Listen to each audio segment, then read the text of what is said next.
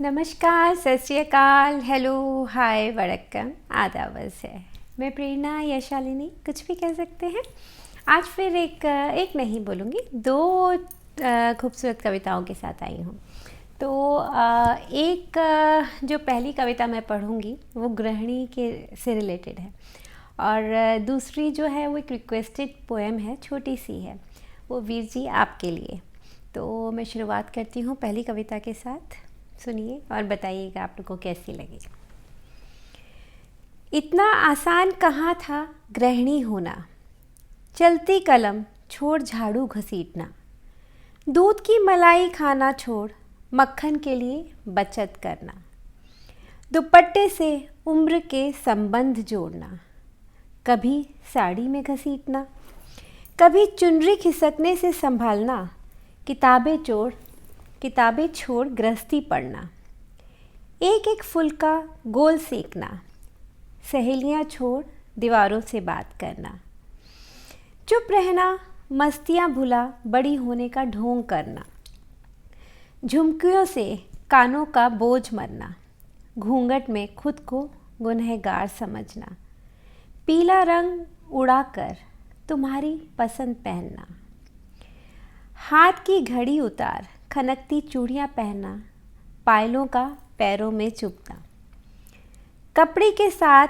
सपने निचोड़ धूप में सुखाना, रोज़ सुबह जल्दी उठना, अपनी फ़िक्र छोड़ सबकी सुनना, मैथ के सवाल करते करते अचानक दूध का हिसाब करना, इतना आसान कहाँ था गृहिणी होना। तो वाकई ही गृहिणी होना इतना आसान नहीं होता। लड़की से गृहिणी बनना मीन्स अपनी सारे सपने, सारे शौक़ ख़त्म करना, और जो ससुराल वालों को पसंद है, जो पति को पसंद है, वो पहनना, वो खाना, वो करना। अक्सर लड़कियां शादी के बाद भूल ही जाती हैं कि उनकी खुद की पसंद क्या थी। याद ही नहीं रहता कि उन्हें खाने में क्या पसंद था, मम्मी से क्या फरमाइश करती थी, कैसे सजना पसंद था। सब कुछ वो पति के हिसाब से करने लगती हैं। तो इसमें वही बताया गया है, एक बार फिर से पढ़ती हूँ।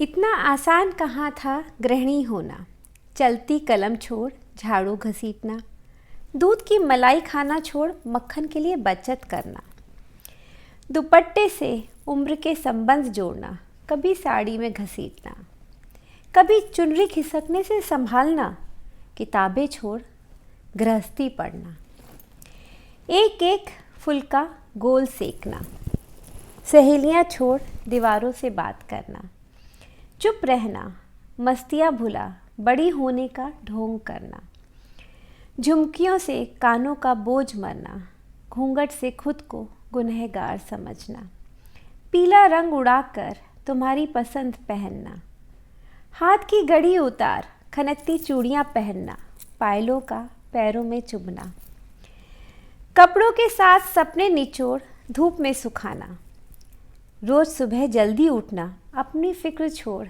सबकी सुनना, मैथ के सवाल करते करते अचानक दूध के हिसाब करना, इतना आसान कहाँ था गृहिणी होना। तो गृहिणी सबको ही संभालती है, सास ससुर को, पति के भाई बहन, फिर जब बच्चे हो जाते हैं बच्चों को भी, उनको पढ़ाती भी है, घर भी देखती है, किचन भी देखती है, रिश्तेदारों को भी देखती है। तो एक गृहिणी होना इतना आसान नहीं है, बहुत मुश्किल काम है। लोगों को लगता है कि घर संभालना आसान होता है, जो होम मेकर्स होती है वो कुछ काम ही नहीं करती हैं, वो सिर्फ पति के पैसे उड़ाती हैं। ज़्यादातर मेल्स यही समझते हैं, जो उनको बहुत बड़ी गलतफहमी होती है। लेकिन उन्हें ये नहीं पता कि गृहस्थी को चलाना एक औरत के लिए कितना मुश्किल होता है, और वो कितने अच्छे से उसको संभालती है। पति जितने पैसे देता है या जितनी उसकी तनख्वाह होती है, उसी में उसको गृहस्थी संभालनी होती है, कम हो या ज़्यादा हो। तो वो उसी हिसाब से सबके लिए सब अरेंजमेंट करती है। तो ये जो एक गृहिणी होती है वो बहुत बोलना चाहिए कि आप बोलते हो कि वो काम नहीं करती या उसे कुछ पता नहीं, वो सबसे ज़्यादा समझदार होती है, क्योंकि उसे मालूम है कि अगर उसका पति इतना कमाता है तो इतने में ही उसे सबको खुश रखना है। तो और वो काम सिर्फ एक गृहिणी कर सकती है। तो जो होम मेकर्स होती हैं, गृहिणियाँ होती हैं, उनकी रिस्पेक्ट करिए। उनको ये मत बोलिए कि पति के पैसे उड़ाती हैं, ऐश करती हैं, आराम करती हैं, या ये बोलना तुमने किया ही क्या है दिन भर, तुम करती ही क्या हो। अक्सर मेल्स ये बोलते हैं अपनी वाइफ को। तो समझिए, एक दिन, एक महीना या 2 दिन ही घर संभाल के देखिए, सब कुछ पूरी जिम्मेदारी लेके देखिए, तब समझ में आएगा कि गृहिणी करती क्या है। तो अब दूसरी कविता पे आती हूँ, जो मेरे एक वीर जी ने भेजी है, रिक्वेस्टेड है। तो छोटी सी है लेकिन बहुत प्यारी सी है। वीर जी, ये आपके लिए। मुस्कुराया करो, जब भी करो बात मुस्कुराया करो, जब भी रहो जैसे भी रहो खिलखिलाया करो, जो भी हो दर्द सह जाया करो, जो भी हो दर्द सह जाया करो, ज़्यादा हो दर्द तो अपनों से कह जाया करो। जीवन एक नदी है तैरते जाया करो, जीवन एक नदी है तैरते जाया करो, ऊंच नीच होगी राह में बढ़ते जाया करो। अपनापन यहाँ महसूस हो तो चले आया करो, अपनापन यहाँ महसूस हो तो चले आया करो। बहुत सुंदर है ये संसार, सुंदर और बनाया करो। इसलिए जब भी करो बात मुस्कुराया करो, इसलिए जब भी करो बात मुस्कुराया करो। तो मैं भी सबको यही बोलती हूँ, हमेशा कुछ लिखती हूँ तो कीप स्माइलिंग, मुस्कुराते रहो। मुस्कुराते मुस्कुराते उसको आदत पड़ जाती है हमेशा आपको मुस्कुराने की, और आप जब मुस्कुराते हो तो आपको देख के और 10 लोग मुस्कुराते हैं। लोग अपने दर्द भूल जाते हैं, अपनी तकलीफ़ें भूल जाते हैं। तो मुस्कान एक ऐसी चीज़ होती है जो आपको हेल्दी भी रखती है, आपकी स्किन भी अच्छी रखती है, और दूसरों से आपके संबंध भी बहुत अच्छे रखती है। तो मुस्कुरा के बात करेंगे तो सब आपको पसंद करेंगे, आपसे बात करेंगे। तो मुस्कुराया करो।